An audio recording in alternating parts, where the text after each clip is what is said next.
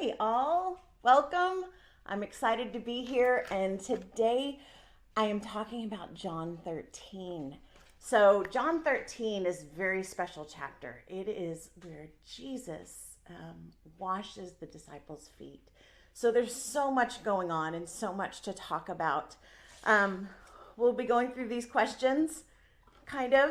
Um, there's so much happening and so much back and forth. It's a little challenging to answer all of it. But so this is the feast of the Passover, and Jesus knows what is coming, and that he's going to be crucified. So he begins washing the feet of the disciples.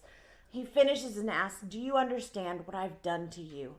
You call me Lord and teacher. I've washed your feet, and you also ought to wash one another's feet." He was giving an example. Truly, truly. There are so many times in this chapter where it says, truly, truly. And that's like putting a giant exclamation point on it and saying, pay attention. So, truly, truly, I say to you, a servant is not greater than his master, nor a messenger greater than the one who sent him. If you know these things, blessed are you if you do them. So he's giving us instruction. He's telling us how to live our lives, the things that we need to do. And again, he says, truly, truly, I say to you, whoever receives the one I send receives me. And whoever receives me receives the one who sent me. So those who we receive, God the Father receives us through Jesus. He's explaining all of this, and it feels a little kind of hidden. It's not he's not direct and blatant with his instructions.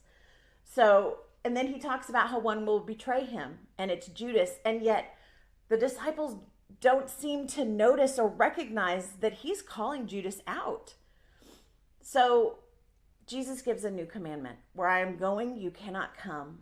A new commandment I give to you, that you love one another just as I have loved you.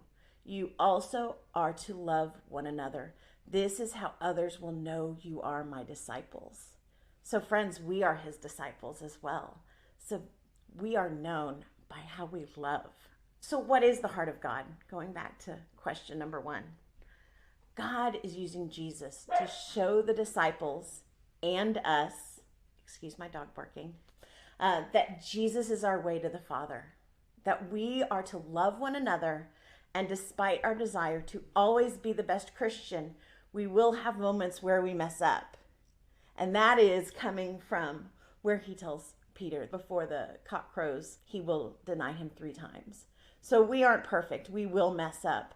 But the other thing I started thinking about this chapter, another thing that really stood out to me is how Jesus isn't telling them directly. He's giving them hints and clues because he knows what's coming. But he also knows that's going to be a whole lot for them to deal with.